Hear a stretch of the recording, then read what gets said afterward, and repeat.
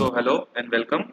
तो आज हम लोग इस वीडियो में देखने वाले हैं क्लास 12 का मैथमेटिक्स का थ्री डायमेंशनल ज्योमेट्री का एंगल बिटवीन टू लाइंस। देखो पहले मैंने क्या किया था, एंगल बिटवीन जो टू लाइंस है ये सीबीएसई के सिलेबस में से हटा दिया गया था इस साल के लिए।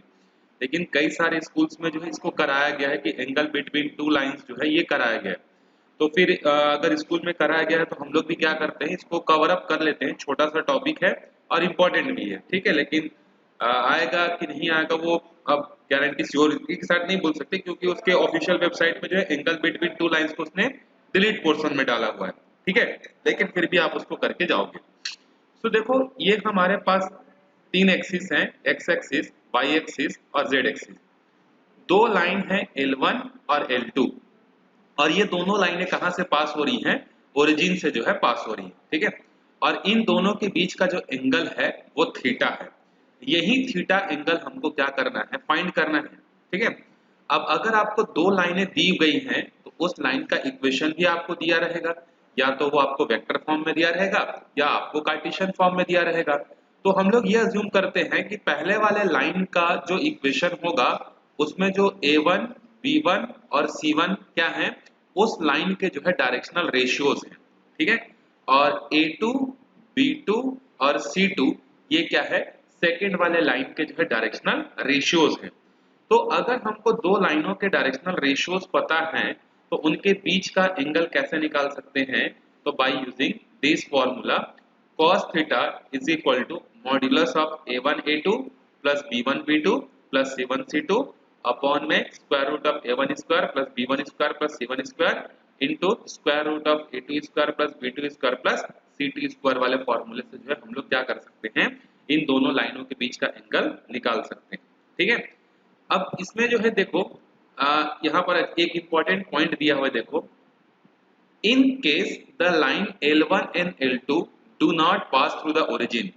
मान लो अगर जो लाइनें हैं L1 और L2, अगर ये दोनों जो है ओरिजिन से पास नहीं हो रही है, we may take lines L1 dash and L2 dash which are parallel to L1 and L2 respectively and pass through the origin।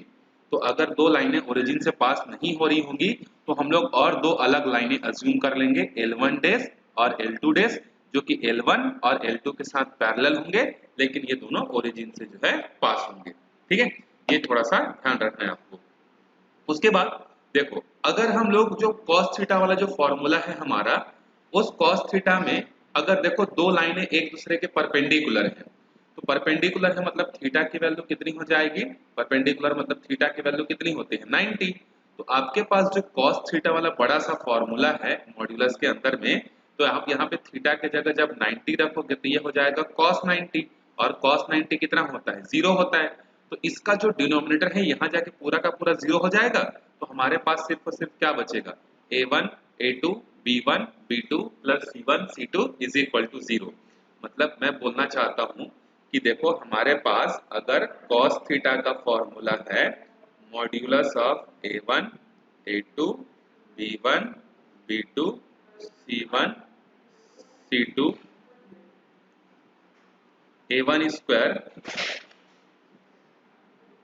Plus B1 square plus C1 square और A2 square B2 square C2 square.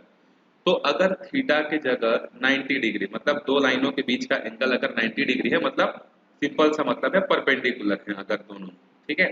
So if both the lines are perpendicular to each other then we will put cos 90 here, ये हो जाएगा cos 90, और ये modulus के अंदर में सारी वैल्यूज रहेंगी। cos 90 कितना होता है 0। तो देखो 0 इज इक्वल टू हमको क्या मिलेगा, A1 A2 plus B1 B2 plus C1 C2 upon में स्क्वायर रूट के अंदर में A1 स्क्वायर B1 स्क्वायर और C1 square, A2 square B2 square C2 square. तो ये यहाँ जाके 0 के साथ जाके इंटू होकर 0 हो जाएगा। तो फिर फाइनली हमारे पास क्या बचेगा, A1 A2 B1 B2 C1 C2 is equal to 0।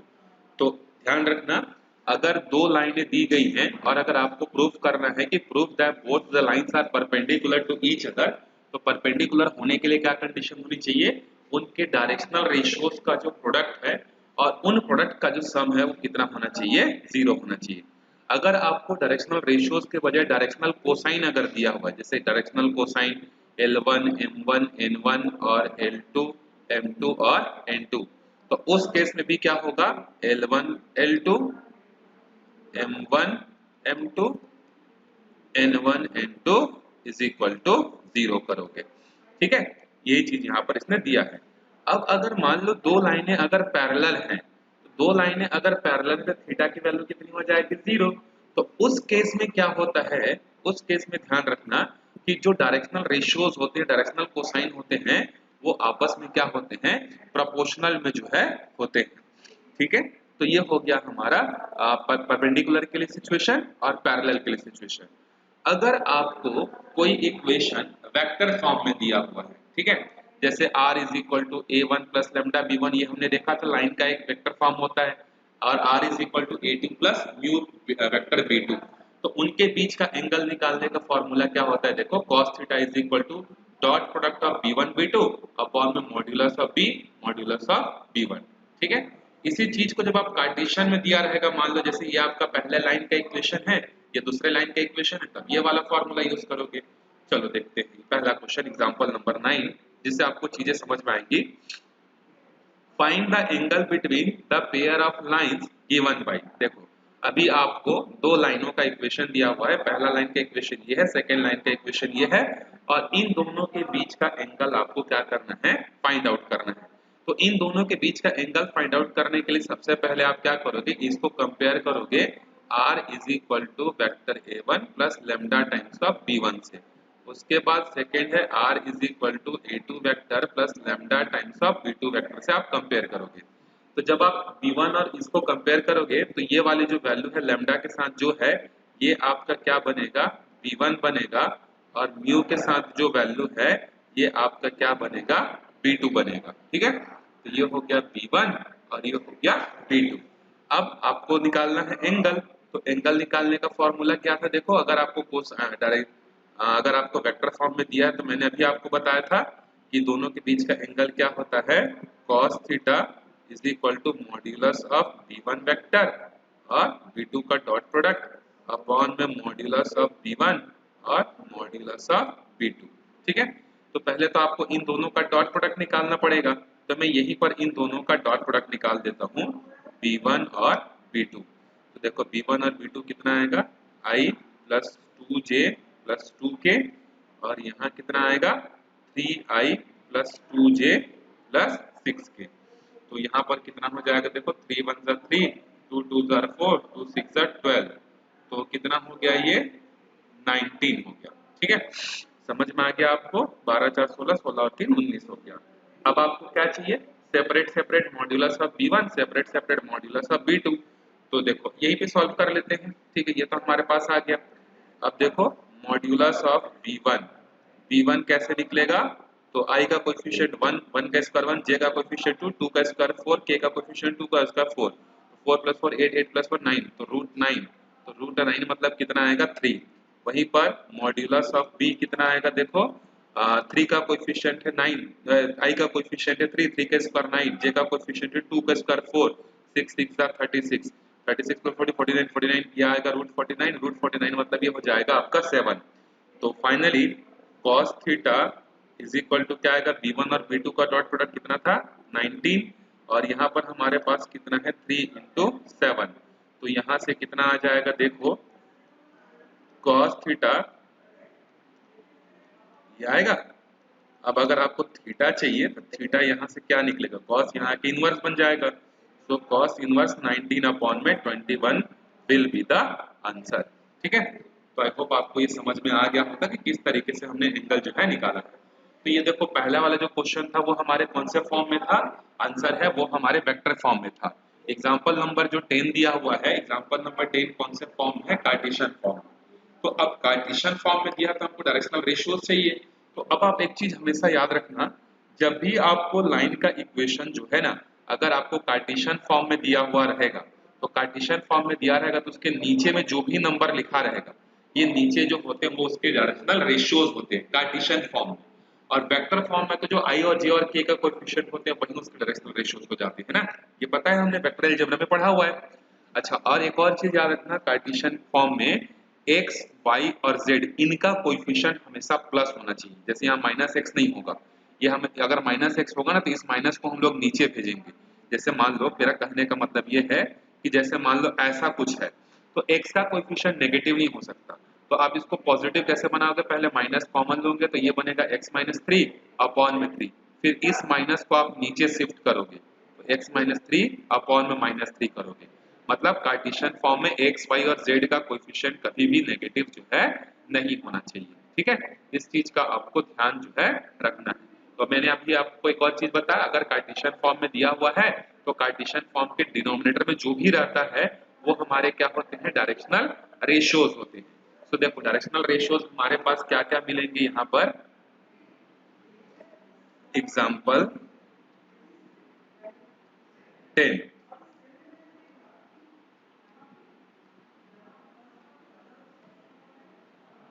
From given equation, ये जो हमारे पास गिवन इक्वेशन है इसमें से पहले वाले लाइन के इक्वेशन में से a1 b1 c1 निकलेगा, तो a1 b1 c1 की वैल्यू निकाल लेते हैं, a1 b1 c1। ठीक है, 3 5 4, 3 5 4, उसके बाद है a2 b2 c2, a2 b2 c2 कितना होगा, 1 1 एंड 2, 1 1 एंड 2 ये होगा। अब हमको cos थीटा चाहिए, तो कार्टेशियन फॉर्म के लिए cos थीटा क्या होता है, अभी अभी हमने देखा था cos theta is equal to a1 a2 b1 b2 c1 c2 upon में स्क्वायर रूट के अंदर में a1 का स्क्वायर b1 का स्क्वायर और प्लस c1 का स्क्वायर। ठीक है, फिर यहाँ क्या आएगा, a2 स्क्वायर, ये हो जाएगा b2 स्क्वायर, ये हो जाएगा c2 स्क्वायर। तो वैल्यूज को रखते हैं यहाँ पर, तो a1 है 3, a2 है 1, तो 3 1 जा 3, फिर 5 1 जा 5, 4 2 जा 8, a1 का स्क्वायर 3, 3 का स्क्वायर 9, 5 का स्क्वायर 25, 4 का स्क्वायर 16, फिर स्क्वायर रूट के अंदर में सेकेंड वाली वैल्यू। ठीक है, तो a2 का स्क्वायर 1 का स्क्वायर 1, b2 का स्क्वायर 1 का स्क्वायर अगेन कितना हो जाएगा 1, 2 का स्क्वायर 4, और ये हो जाएगा मॉड्यूलस के अंदर में। तो ये हो जाएगा 16 आएगा ऊपर में, और नीचे में कितना आ जाएगा देखो 25 और 16 हो जाएगा कितना 50, 50 यहाँ आ जाएगा रूट 50 और ये हो जाएगा रूट 6। तो अगर आप इसको लिखना चाहोगे तो और कैसे लिख सकते हो, देखो ये हो जाएगा 5 रूट 2 और ये हो जाएगा रूट 6। ठीक है, 5 5 से 25, 25 2 जा 50। तो यहाँ से जब आप cos थीटा की वैल्यू ये आई है तो थीटा की वैल्यू क्या आएगी, ये आएगी cos inverse of this value. ठीक है, तो एक बार चेक कर लेते हैं हमारा आंसर सही है कि नहीं है। हाँ ठीक है, इसने रैशनलाइजेशन कर दिया है, हमने यहीं तक लाके छोड़ दिया, उसने रैशनलाइजेशन कर दिया, एक स्टेप और कर दिया। ठीक है, कोई बात नहीं। अब आगे चलते हैं हम लोग सीधा एक्सरसाइज पर, क्योंकि shortest distance between two line ये सब चीजें हमने वहां पर डिस्कशन जो है कर लिया था। अब आते हैं हम लोग एक्सरसाइज के क्वेश्चनों पर। ठीक है, जो हमने पहले छोड़ दिया था स्टार्टिंग के 3 4 क्वेश्चन, ये सारे क्वेश्चन अब हमको वापस से जो है करने हैं। तो जैसे देखो यहाँ पर फर्स्ट क्वेश्चन क्या है, सो that the 3 lines with directional cosine. ये देखो ये 3 लाइनें हैं, 3 लाइनों का आपको क्या दिया हुआ है, डायरेक्शनल कोसाइन दिया हुआ है। ये पहले वाले लाइन का है, ये सेकेंड वाले लाइन का है और ये तीसरे लाइन का है। ये इसके क्या है, डायरेक्शनल कोसाइन है। आपको ये प्रूफ करना है कि ये सबके सब कैसे हैं, म्यूचुअली परपेंडिकुलर है। तो मैंने अभी अभी आपको बताया था कि अगर किसी लाइनों के आपको डायरेक्शनल रेशियोज दिया हो या डायरेक्शनल कोसाइन दिया हो, अगर वो दोनों परपेंडिकुलर होंगे आपस में तो उसके लिए क्या कंडीशन है, L1 L2 M1 M2 N1 N2 is equal to हो जाएगा 0, या क्या होता है A1 A2 B1 B2 C1 C2 is equal to होता है 0। तो मैं एक का प्रूफ करके बता रहा हूँ, बाकी दो लाइनों का आप खुद से जो है कर लेना, ठीक है। एक लाइन का मैं बता दे रहा हूँ, बाकी आप खुद करना। जैसे कि मैं पहला लाइन ये और सेकेंड लाइन ये, इन दोनों को मैं आपको बता देता हूँ कि हाँ देखो ये आपस में कैसे म्यूचुअली परपेंडिकुलर हैं, बाकी सबको आप कर लेना। तो क्या क्या गिवन है देख लेते हैं एक बार। फर्स्ट क्वेश्चन, लेट से L1 M1 N1, ठीक है। तो 12 अपॉन में 13 यहाँ पर है हमारे पास, 12 अपॉन में 13, अगली वैल्यू है -3 अपॉन 13 -4 अपॉन 13, -3 अपॉन 13 -4 अपॉन 13, ठीक है। उसके बाद है L2 M2 N2, ठीक है। तो 4 12 3, 4 12 3। तो अगर ये परपेंडिकुलर होंगे देन क्या कंडीशन होगी कि L1 L2 प्लस, स्टेटमेंट आप लिख लेना, if the lines will be perpendicular then this condition will be satisfied. तो देखो L1 है 12 अपॉन में 13, L2 है 4 अपॉन में 13, सो 12 अपॉन में 13 इंटू 4 अपॉन में 13 प्लस -3 अपॉन में 13 12 अपॉन में 13 प्लस -4 अपॉन में 13 3 अपॉन में 13। इसकी वैल्यू 0 अगर आ जाती है तो इसका मतलब क्या है कि हाँ लाइनें आपस में परपेंडिकुलर हैं। तो ये हो जाएगा 48 अपॉन में 13 13 सा 169, और ये हो जाएगा 36 अपॉन में 169, और ये हो जाएगा -12 अपॉन में 169 इज इक्वल टू 0 हो जाएगा।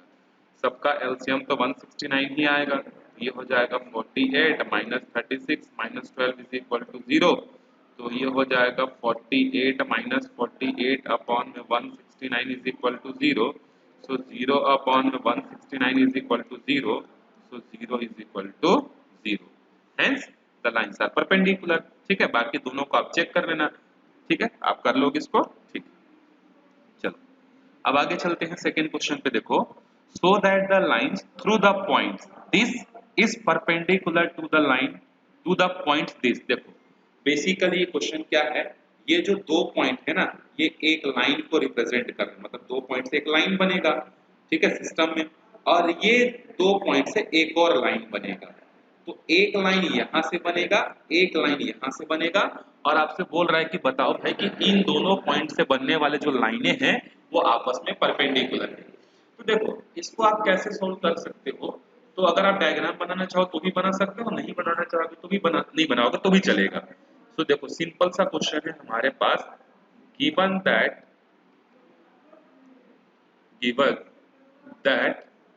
द यहाँ पर फर्स्ट लाइन passes फ्रॉम या passes थ्रू, किससे पास हो रही है। देखो पहली जो है वो ये पास हो रही है आपका 1 -1 2 1 -1 2 एंड 3 4 -2 एंड 3 4 -2। तो ये थ्री डायमेंशन मतलब हमारे पास X axis Y axis Z axis में कहीं कहीं पर भी पॉइंट्स होंगे। तो अगर हमको इसका डायरेक्शनल रेशियोज निकालनी है तो डायरेक्शनल रेशियोज हम लोग बड़े आराम से निकाल सकते हैं। तो मैं शॉर्टकट से कर रहा हूं यहाँ पर, the directional ratios will be x2 - x1। तो 3 - 1 मतलब कितना आएगा, 1 आएगा। 4 - +1 हो जाएगा तो ये हो जाएगा 5। ये है -2 -4 -2 हो जाएंगे -4। तो ये है directional ratios of the first pair of line. समझ में आ गया होगा ना कैसा निकालते हैं। वेक्टर अलजेब्रा में तो समझ ही गए होंगे, यहाँ भी समझ में गए होंगे कि इन दोनों लाइनों का इक्वेशन पहले निकालोगे, फिर दोनों लाइनों के इक्वेशन में जो स्केलर कंपोनेंट होंगे उसके डायरेक्शनल रेशियोज होंगे, होंगे कि नहीं होंगे, ठीक है। उसके बाद एंड सेकंड जो है, and another line passes through, another line passes through, किससे पास हो रही है, 0 3 2 0, 3, 2 and 3 5 6 3 5 6। तो इसके डायरेक्शनल रेशियोज क्या होंगे देखो, hence the directional ratios will be 3 minus 0 मतलब 3, 5 माइनस 3 मतलब 2, 6 माइनस 2 मतलब ये हो जाएगा 4। तो ये है आपका A1 B1 C1, ये है आपका A2 B2 और C2। तो अगर हमको परपेंडिकुलर शो करना है, आप स्टेटमेंट लिख लेना, the lines will be perpendicular if and only if, अगर इन तीनों का प्रोडक्ट जो है और समेशन 0 आ जाता है। तो A1 1 है, A2 3 है, 3 1 जा 3, फिर 5 और यहाँ 2 है, 5 2 जा 10, 4 4 जा, यहाँ पर देखो ये 4 है, 0 कॉमा 0 कॉमा 3 कॉमा, हाँ ठीक है। तो A1 A2 हो गया हमारा, 3 1 जा 3, 5 2 जा 10, 4 4 जा -16 इज इक्वल टू 0। कहीं कुछ गलत हमने पॉइंट्स तो नहीं लिख दिया। 1 -1 2 1 -1 2 3 4 -2, तो 3 1, अच्छा यहाँ पे गलत किया मैंने, 3 में से 1 जाएगा तो यहाँ कितना बचेगा, 2 बचेगा ना, 4, हाँ, तो ये हो जाएगा 6 हो जाएगा, ठीक है। सो +16 -16 इज इक्वल टू 0, मतलब 0 is equal to 0, hence they are perpendicular to each other. Same यहाँ पर भी ये देखो पैरेलल है, पैरेलल के लिए डायरेक्शनल रेशियोज कैसे होने चाहिए, आपस में प्रोपोर्शनल होने चाहिए। तो पहले का अगर इन दोनों पॉइंट से पास होने वाला जो लाइन होगा, उस लाइन के डायरेक्शनल रेशियोज में अगेन आराम से निकाल सकता हूँ, जैसे अभी मैंने पहले निकाला था, ठीक है। तो इसमें से इसको माइनस करके, सो 2 - 4 मतलब कितना आएगा -2, 2 - 7 मतलब 3 - 7 मतलब -4, 4 माइनस मतलब ये हो जाएगा -4, फिर इसमें से करेंगे तो 1 - 1 मतलब कितना हो जाएगा +2, 2 - 2 मतलब ये हो जाएगा +4, 5 में से 1 जाएगा तो 4। तो देखो ये आपस में प्रोपोर्शनल में है कि नहीं है, ये सब की वैल्यू कितनी आएगी, -1 is equal to -1 is equal to -1, so they are parallel to each other, ठीक है। बस इतना ही तो आपको इसमें करना था। अब आगे देखते हैं एग्जाम एक्सरसाइज का question number 10। Find the angle between the following pair of lines. इस लाइन के बीच का हमको क्या निकालना है, एंगल जो है निकालनी है। तो again r is equal to a1 plus lambda b1, और सेकेंड वाला जो है a2 प्लस लैम्डा b2, मतलब ये वाली जो वैल्यू है वो b1 है, ये वाली जो वैल्यू है वो b2 है। तो cos थीटा का फॉर्मूला अब तो आपको याद हो गया होगा कि अगर वेक्टर फॉर्म में दिया है तो क्या होता है, b1 डॉट b2 अपॉन में modulus of b1 modulus of b2। तो पहले आपको इन दोनों का क्या करना है, डॉट प्रोडक्ट जो है आपको निकालना है, ठीक है। तो ये हो जाएगा 3i plus 2j plus 6k, फिर डॉट प्रोडक्ट में क्या आएगा, i plus 2j plus 2k, तो ये हो जाएगा 3 1 जा 3, ये हो जाएगा 2 2 जा 4, 6 2 जा 12, तो ये आएगा कितना हमारा 19, ठीक है। फिर इसके बाद हमको क्या करना है, इनका मॉड्यूलस निकालना है, ठीक है।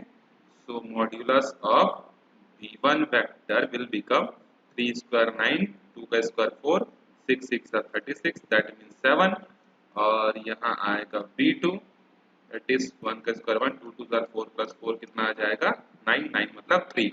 तो आप यहाँ पर वैल्यू रख दो, सो 19 अपॉन में 7 3 21, so theta is equal to cos inverse 19 upon में 21। सेकेंड वाला क्वेश्चन आप सिमिलरली सॉल्व कर लेना, ठीक है।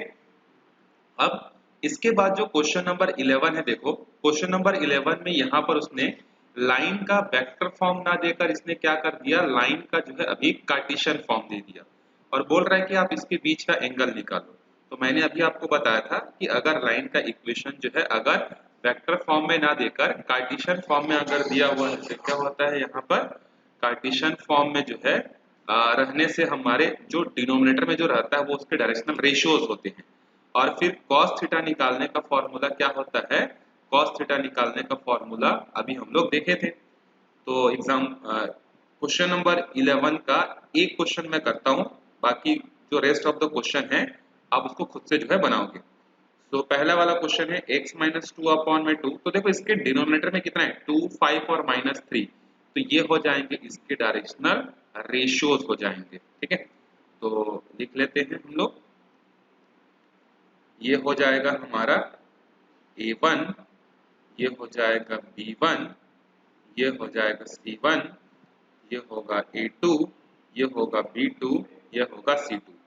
जब आप इक्वेशन देखोगे तो ध्यान रखना यहाँ पर कि x, y और z का जो कोएफिशिएंट है वो क्या होना चाहिए, x, y और z का कोएफिशिएंट प्लस होना चाहिए। जैसे यहाँ प्लस 1 है, यहाँ प्लस 1 है, यहाँ प्लस 1 है। अगर नहीं होगा तो आप पहले उसको प्लस बनाओगे माइनस को कॉमन लेकर।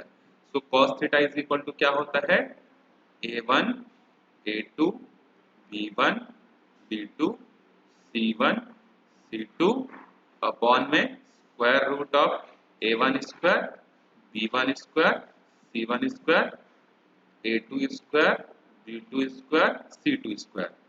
सो देखो 2 और -1 का इंटू करेंगे तो -2 आएगा, 5 8 जा 40 हो जाएगा, 4 3 जा -12 हो जाएगा। फिर जब आप इसका स्क्वायर रूट निकालोगे तो 2 का स्क्वायर 4, 5 का स्क्वायर 25, 3 का स्क्वायर 9 हो जाएगा, -1 का स्क्वायर +1, 8 8 जा 64, 4 4 जा कितना हो जाएगा 16 जो है हो जाएगा। सो तो -12 और -2 हो जाएंगे -14, -14 यहाँ बचेगा +26 और नीचे में कितना बचेगा देखो 25 और 4 हो जाएंगे 29, 29 और ये हो जाएगा स्क्वायर रूट के अंदर में 38 और ये हो जाएगा 65, 65 प्लस 10 75, 75 और 75 और ये हो जाएगा 81। तो ये कितना आ जाएगा देखो 26 अपॉन में 9 स्क्वायर रूट ऑफ 38।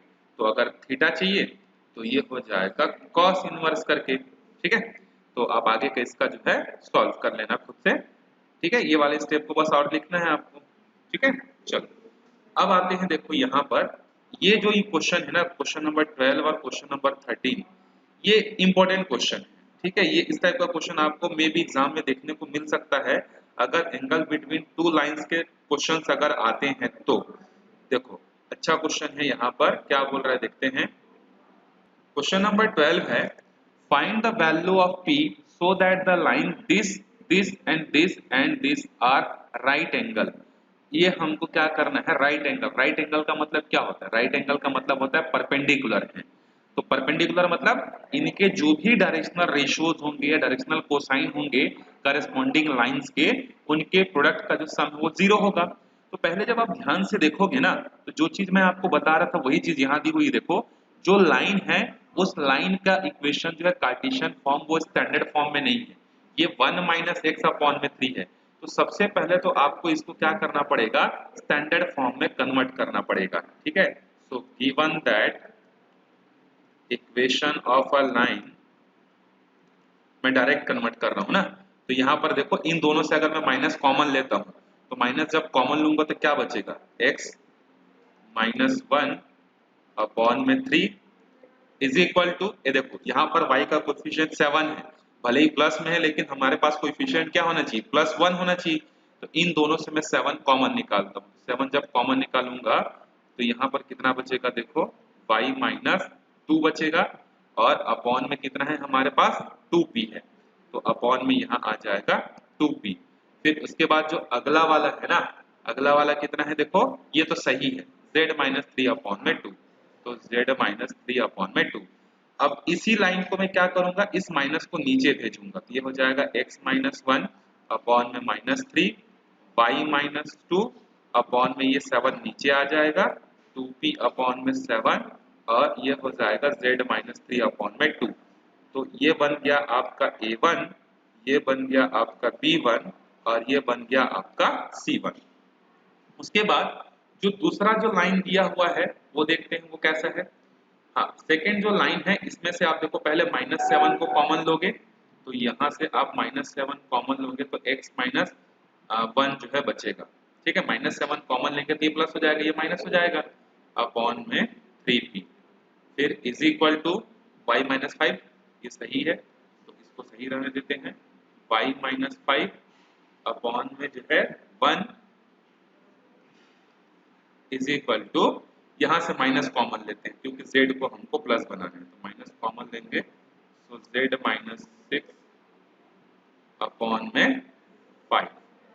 तो एक स्टेप और जाके इसको चेंज कर लेते हैं, तो ये हो जाएगा देखो x -1 और 3p अपॉन में -7, ठीक है, is equal to y -5 upon में 1 प्लस माइनस को कॉमन लेंगे तो z -6 अपॉन में -5 हो जाएगा, ठीक। तो ये बन गया आपका A2, ये बन गया आपका B2, ये बन गया आपका C2, ठीक है। So according to question theta is equal to कितना है 90, so what I can write A1 A2 B1 B2 C1 C2 is equal to 0।